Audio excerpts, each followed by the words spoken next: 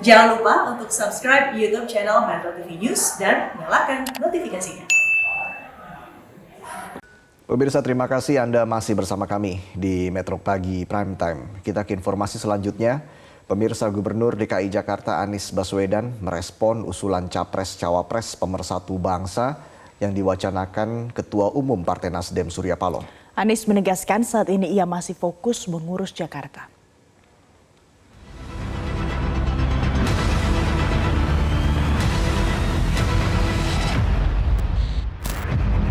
Wacana duet Gubernur DKI Jakarta Anies Baswedan dan Gubernur Jawa Tengah Ganjar Pranowo menguat di publik.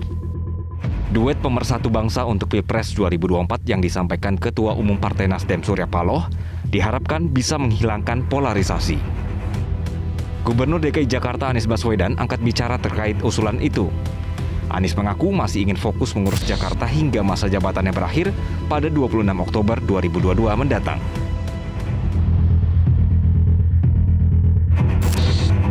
Ketua DPP Partai Nasdem, Willy Aditya, meminta potensi pembelahan atau polarisasi di masyarakat bisa dihentikan sebagai ekses dari pemilu sebelumnya. Willy menyebut gagasan politik kebangsaan dengan semangat rekonsiliasi diharapkan bisa menghindari potensi disintegrasi yang semakin parah.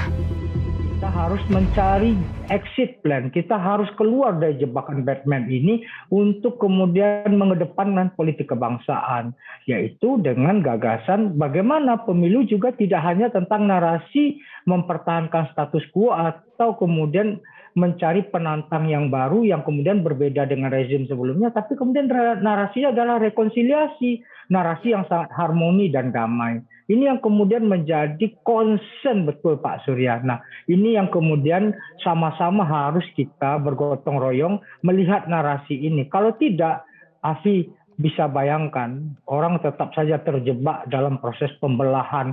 Tidak hanya pembelahan, tapi disintegrasi yang benar-benar semakin parah. Sementara itu, analis politik dari Indo Strategik Ahmad Hoirul Umam menilai, konsep Capres Pemersatu Bangsa bisa terwujud apabila elit politik mengedepankan politik kesetaraan, saling menghargai, dan menghilangkan ego politik seolah yang paling menentukan. Kalau misal memang ada egalitarianisme di sana, saling menghargai satu sama lain, tidak kemudian melakukan pembelahan berdasarkan basis ideologi yang sebenarnya di Indonesia itu hampir tidak ada perbedaan ideologi yang signifikan. Relatif sama, tidak ada kemudian perbedaan yang cukup signifikan, relatif sama.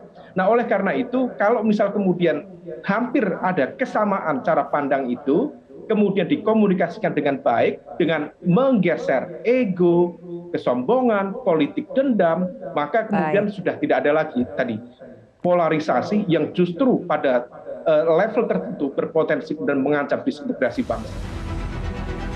Sebelumnya, Ketua Umum Partai Nasdem mengakui pernah diajak berdiskusi dengan Presiden Joko Widodo terkait calon presiden dan calon wakil presiden 2024. Surya Paloh mengusulkan duet yang diyakini bisa mempersatukan bangsa dan mencegah polarisasi politik di masyarakat. Usulan itu didasari atas kepentingan bersama demi kemajuan bangsa. Tim Liputan Metro TV.